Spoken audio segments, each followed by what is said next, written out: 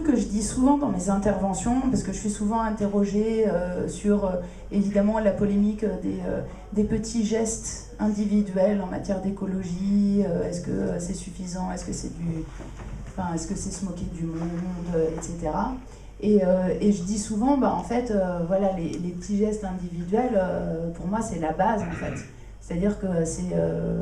c'est pas suffisant, c'est-à-dire c'est pas ça qui va ni renverser le système, ni sauver la planète, mais ça veut pas dire qu'il faut pas pour autant les faire, parce qu'en fait, c'est juste la base ça devrait être une base de décence commune, effectivement, faire en sorte de ne pas gaspiller l'eau, de ne pas gaspiller l'énergie, de faire attention à la manière dont on consomme, dont on se déplace, dont on traite les écosystèmes, etc. Et là, sur la question du municipalisme, j'avais envie de dire là, un peu la même chose, parce qu'on a là aussi un peu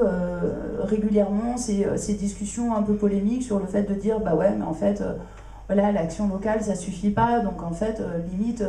faut même pas s'en préoccuper, parce que de toute manière, maintenant, tout est dirigé par l'Union européenne, tout se décide à d'autres niveaux, et donc au niveau local, en fait, c'est un jeu de dupes. Et je crois qu'en fait, c'est aussi vrai et aussi faux que pour les petits gestes individuels. C'est-à-dire qu'en réalité, il y a des marges de manœuvre au niveau municipal,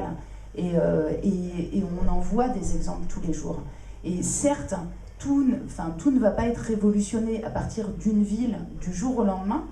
mais en fait, vu l'urgence et la gravité de la situation dans laquelle on est, si on peut déjà commencer par améliorer la vie de plusieurs dizaines de milliers d'habitants, c'est pas rien. Ensuite, d'un point de vue purement justement environnemental, selon le GIEC, il y a quand même 50 à 70% des solutions pour réduire les émissions et pour s'adapter au chaos climatique qui se mettent en œuvre à l'échelon local. Donc 50%, ok, c'est pas 100%, mais enfin c'est quand même la moitié et c'est loin d'être négligeable. Et donc voilà, je pense vraiment que on n'a pas beaucoup d'intérêt aujourd'hui à opposer